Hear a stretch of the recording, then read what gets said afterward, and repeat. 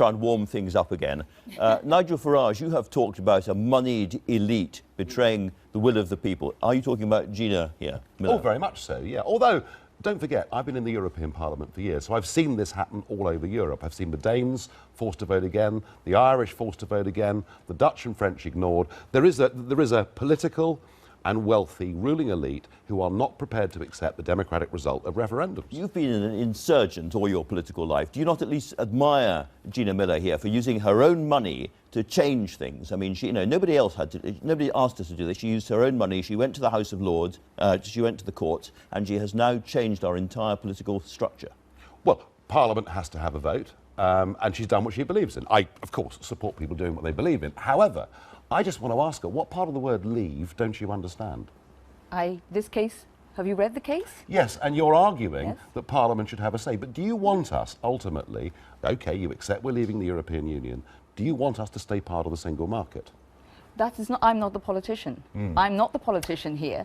I'm the person who saw the elephant in the room, which was there is no legal certainty. You should actually be my biggest fan, because I've just created the legal certainty so that Theresa May can now, rather than appealing, go ahead, have the debate and leave, not interrupt her timetable. So actually, there is legal certainty. But what you've done is you've given all those in Parliament who argue that the referendum does not mean we should leave the single market, you've given them the chance, effectively, to overturn the Prime Minister's wish and to mandate her. And if that happens, you would have stirred up, I think, the biggest political upset we've ever seen. So should we sack all the MPs and they go home? Because we have a representative democracy at the moment, which means that they have to go in there and debate. That's what Parliament was. That's what you argued for the whole way through, which was parliamentary sovereignty. No, exactly. No. This is not about whether Parliament's sovereign. It's about whether the British people are sovereign. That's the real argument here. We are not here. a direct and for you as a pro-EU supporter, to talk about parliamentary sovereignty in Britain is a bit rich, isn't it, really?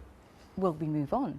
Do you want a country where we have no process, where everything we do in life, be it buying a house... It's called a referendum. We've had a referendum. If Parliament wanted to, the Referendum Act would not have said it was advisory. The politicians lied all the way through, because they didn't say that. I take the advisory point, and I would now wish to see constitutional change to make referendums binding, and that then would end this argument and there'd be no need for this case. Do you think there now needs to be another general... If Brexit is sort of stuck inside the House of Commons and the House of Lords, we haven't even talked about the Lords for a while, do you think there needs to be another general election?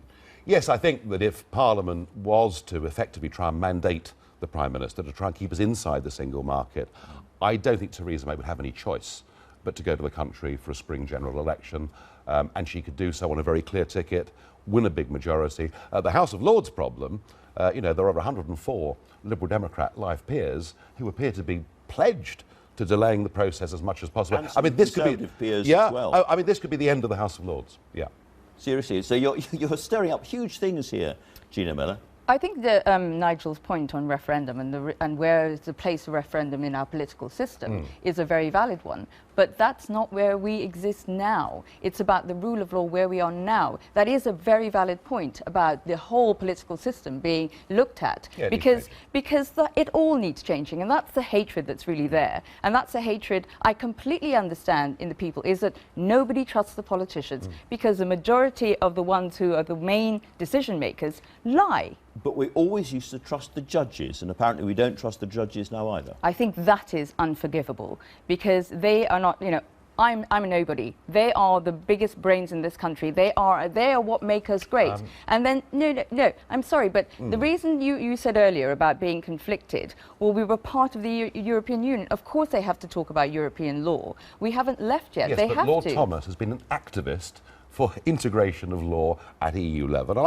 And look, the points of law we could argue forever. I just feel that if somebody is directly politically conflicted by their past, they should not sit in judgment. That's all.